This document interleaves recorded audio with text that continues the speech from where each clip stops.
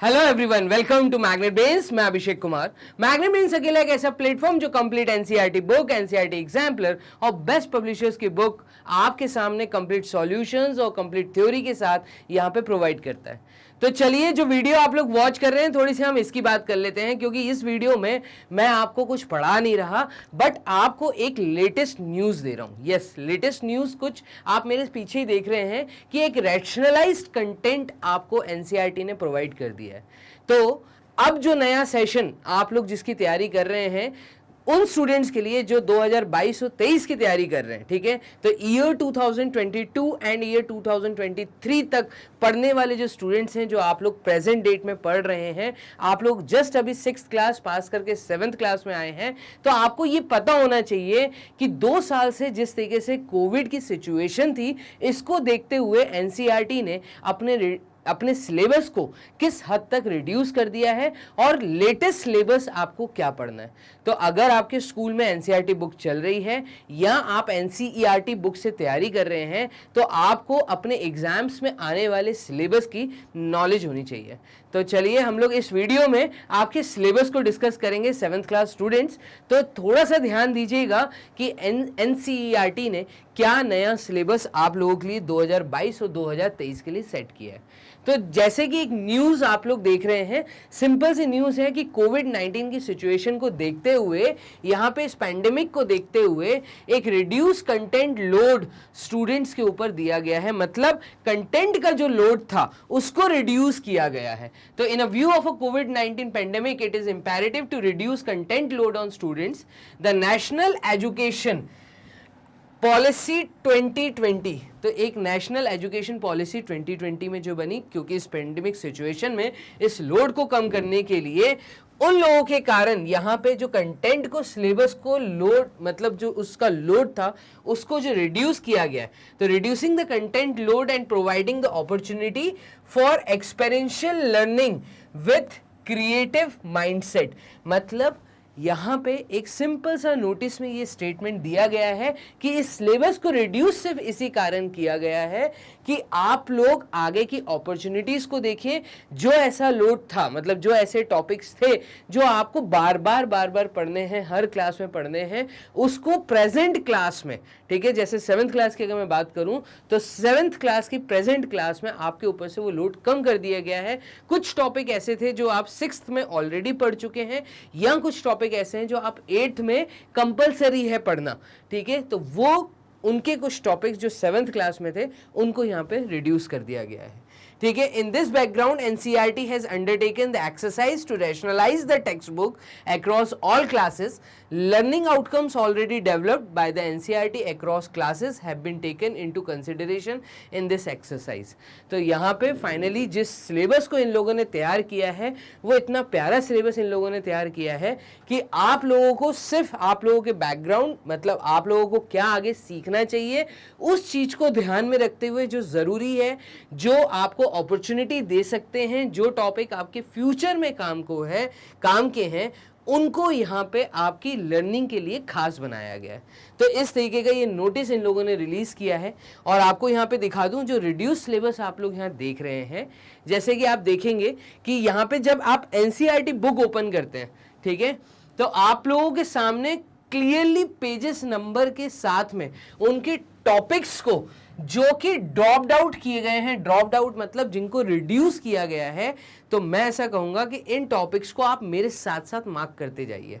अगर आप ये वीडियो वॉच कर रहे हैं और एनसीईआरटी बुक आपके घर पे है, तो एनसीईआरटी बुक लेके बैठे 2 मिनट वीडियो को पॉज कर दें, और जो जो उनसे पेज नंबर मैं यहाँ पे मेंशन कर रहा हूँ, उन पेज नंबर्स को या तो ऊपर से आप हल्का सा फोल्ड कर ले या स्टार मार्क कर दें। ये वो टॉपिक्स मैं आपको बताऊंगा जो कि ड्रॉप्ड आउट कर दिए गए हैं, जो कि रिड्यूस कर दिए गए हैं according to the NCERT syllabus, जो आपके एग्जाम में आपको नहीं आने वाले। क्लियर है? तो यहां पे ध्यान दीजिएगा। चैप्टर 1 है आपकी बुक में इंटीजर्स, जिसमें पेज नंबर 1 से लेके 5 तक आपको सिर्फ इंट्रोडक्शन और रिकॉल करवाया गया है।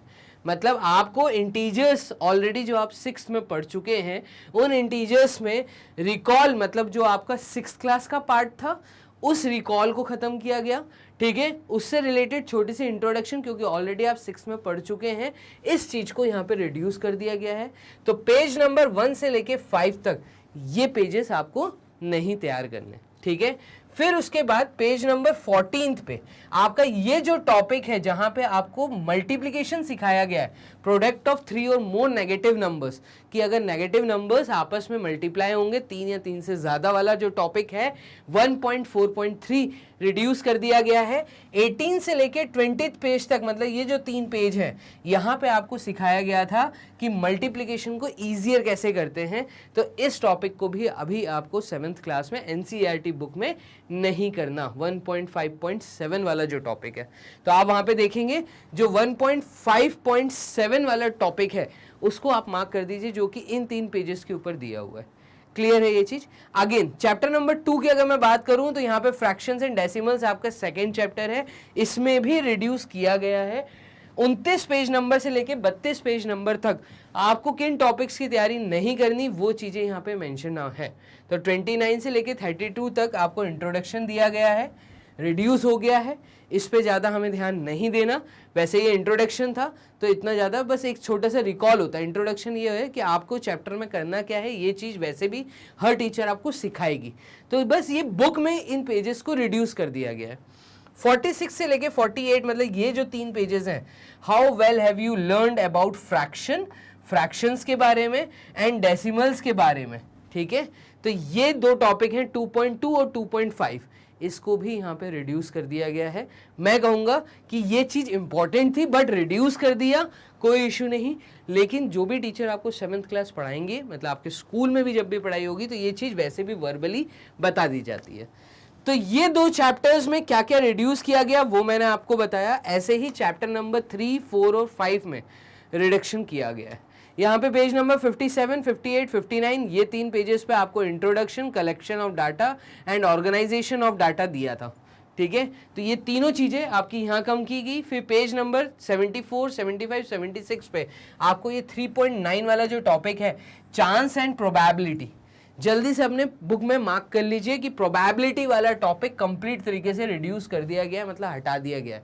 ये चीज़ आप हायर क्लासेस में समझने वाले हैं, तो ये चीज़ आप वैसे भी 9th, 10th, 8th में पढ़ने वाले हैं, तो इस चीज़ को 7th क्लास से हटा दिया गया है। इसके बाद सिंपल इक्वेशन चैप्टर में सिर्फ एक छोटा सा टॉपिक हटाया गया है, जहां पे सॉल्यूशन से इक्वेशन बनाना सिखाया जाता है। मतलब फ्रॉम सॉल्यूशन टू इक्वेशन का एक टॉपिक था 4.6, इसको ज़्यादा महत्व नहीं दिया गया। मतलब ये आपके फ्यूचर में वैसे भी आप खुद ही सीख जाएंगे। तो ये सिंपल सी चीज़ है। 4.6 जो टॉपिक है पेज नंबर 88 के ऊपर, चैप्टर नंबर 4 सिंपल इक्वेशन से, सिर्फ यहाँ से आपका ये एक टॉपिक हटाया गया है। Chapter number 5 lines and angles, page number 97 से लेके 101 तक यहाँ पे जो टॉपिक रिमूव्स किए गए हैं वो है 5.2.3, 5.2.4 एंड 5.2.5। एडजेसेंट एंगल्स किनको कहते हैं, इनसे रिलेटेड कुछ प्रॉपर्टीज, लीनियर पेयर क्या होता है, वर्टिकली अपोजिट एंगल्स क्या होते हैं, ये तीनों चीज़ें यहाँ पे रिड्यूस कर दी गई हैं, क्योंकि ये चीज़ें ऑलरेडी आप 8th में करने वाले हैं। तो इन चीज़ों को यहाँ से 7th क्लास से लाइन्स एंड एंगल्स टॉपिक से रिमूव कर दिया गया है। और वैसे मैं आपको बताऊं कि ये चीज़ इंपॉर्टेंट थी, आपके 7th क्लास में अगर आप सीख जाते तो 8th क्लास आसान हो जाती है, ठीक है। तो आगे मैं लास्ट में आपको एक न्यूज़ देने वाला हूं, और ये अभी आप सिर्फ मार्किंग कर लीजिए according to your NCERT book. अगर आप एनसीईआरटी बुक को फॉलो कर रहे हैं तो ये न्यूज़ सिर्फ आप लोगों के लिए है, ठीक है। तो चैप्टर नंबर 5 यहाँ पे रिडक्शन आपने देख लिया। फिर चैप्टर नंबर 6 पूरा आ रहा है, क्योंकि उसके बारे में कुछ मेंशन नहीं किया, तो चैप्टर नंबर 6 आपको पूरा आ रहा है। चैप्टर नंबर 7 कंग्रुएंस ऑफ ट्रायंगल्स, इसमें मैक्सिमम टॉपिक्स को रिमूव कर दिया गया है, ठीक है। तो आप टॉपिक्स अगर देखेंगे पेज नंबर 133 से लेके 152 तक 7.1, 2, 3, 4, 5, 6, 7 ये सातों टॉपिक को रिमूव कर दिया गया है, ठीक है। तो ये एक बहुत प्यारा चैप्टर था, और ये चैप्टर आप दोबारा देखेंगे अपने हायर क्लासेस में। तो 7th क्लास स्टूडेंट्स, आप लोगों के सामने से इंट्रोडक्शन, प्लेन फिगर्स की कॉन्ग्रुएंस, लाइन सेगमेंट का कॉन्ग्रुएंस, एंगल्स का कॉन्ग्रुएंस, ट्राइंगल्स का कॉन्ग्रुएंस, है ना, और फिर कुछ क्राइटेरियाज थे उनको रिमूव किया गया है। राइट एंगल ट्राइंगल्स में जो कॉन्ग्रुएंस प्रॉपर्टीज लगती हैं उनको भी रिमूव कर दिया गया। तो मैक्सिमम चैप्टर को बहुत छोटा कर दिया गया है, मैं ऐसा बोलूंगा।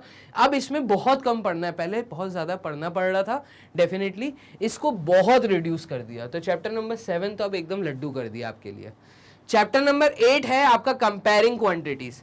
कंपेयरिंग क्वांटिटीज में पेज नंबर 153 से लेके 157 तक इंट्रोडक्शन और इक्विवेलेंट रेशियो, तो मेन था इसमें इक्विवेलेंट रेशियो, जिसको इन्होंने खत्म कर दिया एनसीईआरटी के नए सिलेबस के अंदर, इसको इक्विवेलेंट रेशियो को हटा दिया। लेकिन ये ऑलरेडी आप 6th में पढ़ चुके हैं, तो इक्विवेलेंट रेशियो 7th में पढ़ने की जरूरत नहीं है। इस कारण उन्होंने यहाँ से सिर्फ पेज की कमी की है, लेकिन इसका यूज इस चैप्टर में बहुत होने वाला है। क्लियर है?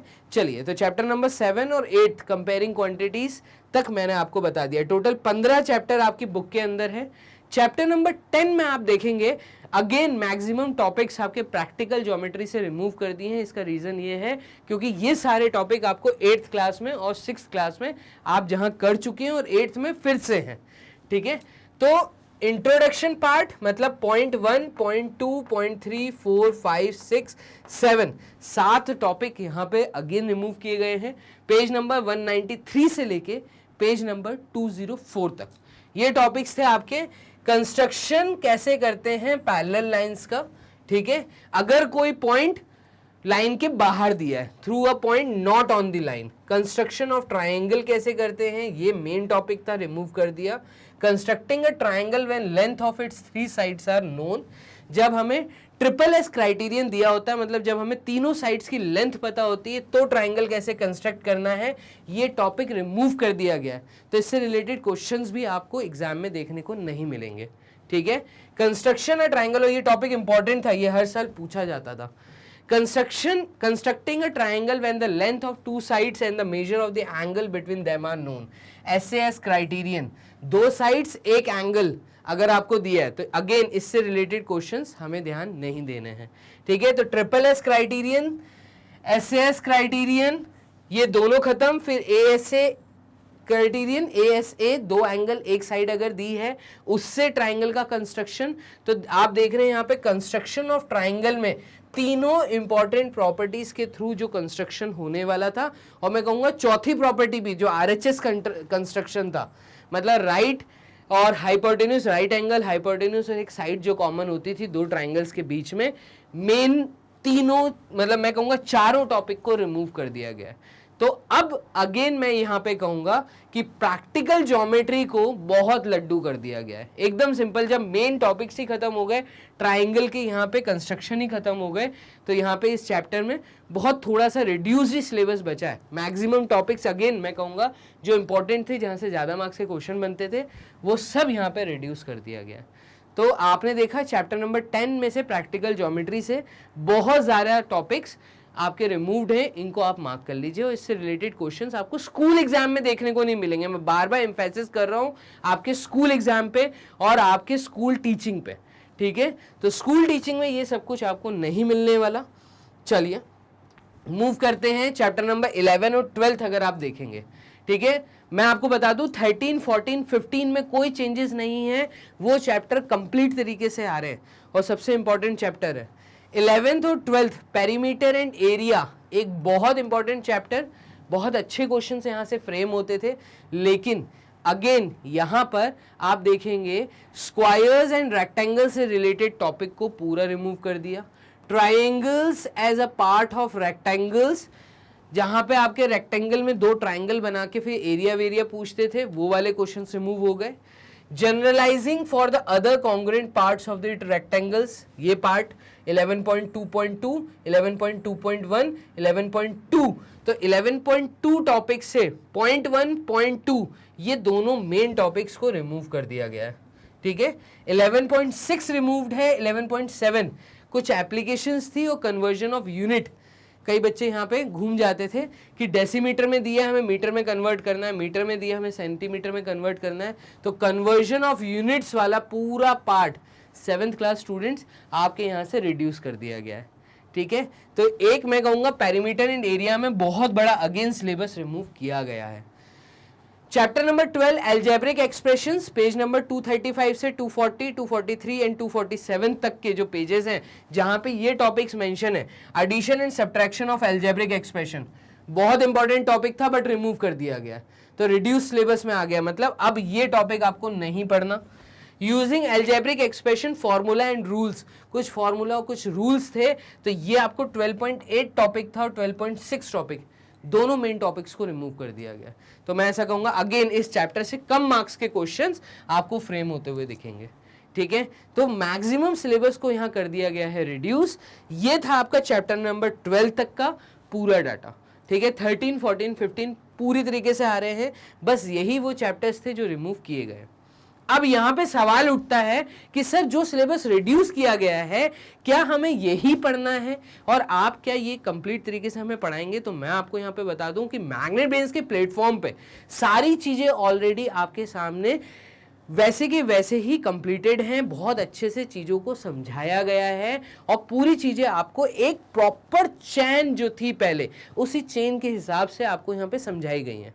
तो आपको यहाँ पे ध्यान रिड्यूस सिलेबस पे नहीं देना, क्योंकि ये जो मैंने टॉपिक्स आपको दिखाए हैं, एनसीईआरटी ने जो चीज़ फिक्स की है ये उन्होंने स्कूल के एक रिड्यूस सिलेबस के हिसाब से की है जो आपको स्कूल एग्जाम्स को एम्फेसिस कर रहा है। तो यहाँ पे मैंने जो आपको एक छोटा सा आपको एक नोटिस दिया है वो ये दिया है कि ये जो चैप्टर्स हैं ये सिर्फ रिमूव किए गए हैं आपके स्कूल सिलेबस को ध्यान में रखते हुए, ये आपके एग्जाम में नहीं आएंगे, स्कूल एग्जाम में नहीं आएंगे। बट सबसे इंपॉर्टेंट बात यहाँ पे ये है कि ये सारे टॉपिक कॉम्पिटिटिव एग्जाम्स में एज इट इज आपको दिखने हैं। तो अगर आपका एम फ्यूचर में कुछ बड़ा है, कुछ अच्छा है, किसी कॉम्पिटिटिव एग्जाम को अगर आपको फाइट करना है और इन एग्जाम्स का अगर आप सपना लेके बैठे हैं, तो मैं कहूँगा कि यहाँ पे कंप्लीट तरीके से आप तैयारी अपनी वैसे ही रखिए जैसे बुक में सारे टॉपिक्स हैं, ठीक है। आपको पढ़ना सब अच्छे तरीके से है, सिलेबस रिड्यूस किया गया है आपके सिर्फ एग्जाम को पॉइंट ऑफ व्यू में से रख के, ठीक है।